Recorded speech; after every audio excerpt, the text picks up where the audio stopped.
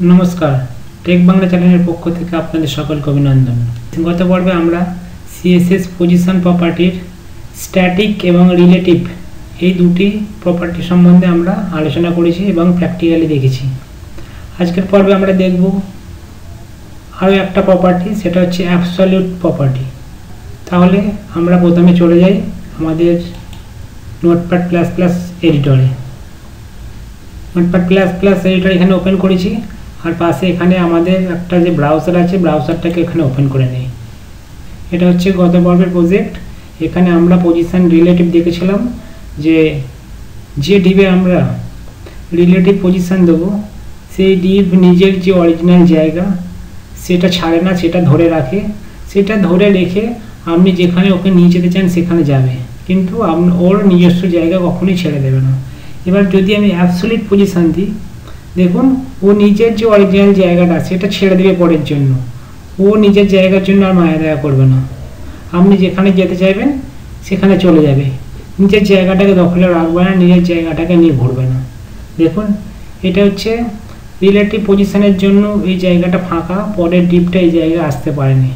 আপনারা আগের ভিডিওটা দেখেছেন, রিলেটিভ জায়গা দিয়েছি সেই জন্য এই জায়গাটা ফাঁকা, জায়গাটা এখানে কোনো ডিপ ঢুকতে পারছে না। এবার যদি আমি এই পজিশন রিলেটিভের বদলে পজিশন অ্যাবসলিউট করে দিই, দেখুন কি হবে। এই রিলেটিভ কেটে দিয়ে আমি করে দিলাম অ্যাবসলিউট।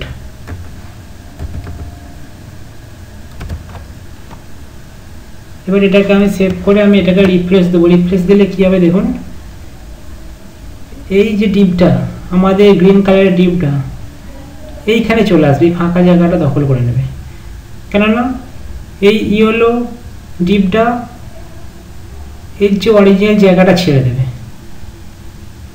আর মায়া দয়া করবে না, চাইবে যেহেতু কেউ অ্যাবসলিউট পজিশন দিয়েছি, এইটাকে রিলেটিভ ছেলে অ্যাবসলিউট করে দিয়েছি, তাহলে ও নিজের জায়গাটা যেখানে দিয়ে আছে সেখানেই থাকবে, খালি অরিজিনাল জায়গাটা ছেড়ে দেবে।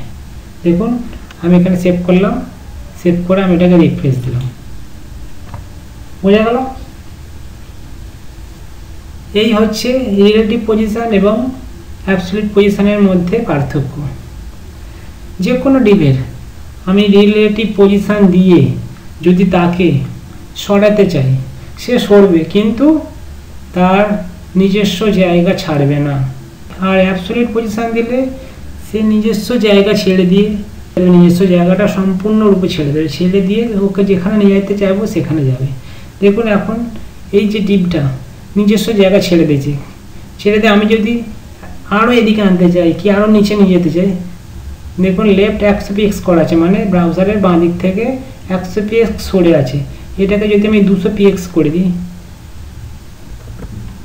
এবার এটাকে আমি সেভ করলাম, সেভ করে যদি রিফ্রেশ দিই দেখুন 200px সরে যাবে, কিন্তু এর কোনো ফারাক পড়বে না, কেন অ্যাবসলিউট পজিশন দিয়ে দিয়েছি। এই ডিপটা এইখানে চলে গেছে, এদের যে স্ট্যাটিক নিয়ম অনুসারে এই ডিপটা নিচে নিচে চলে গেছে। আশা করি আপনারা বুঝতে পেরেছেন রিলেটিভ পজিশন এবং স্ট্যাটিক পজিশনের কি তফাৎ। ঠিক আছে, আজকের একটা ছোট্ট টিউটোরিয়াল।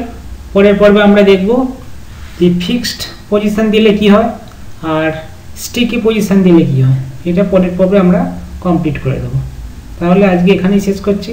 আগামী পর্বের জন্য আপনাদের সকলের আমন্ত্রণ রইল। ধন্যবাদ।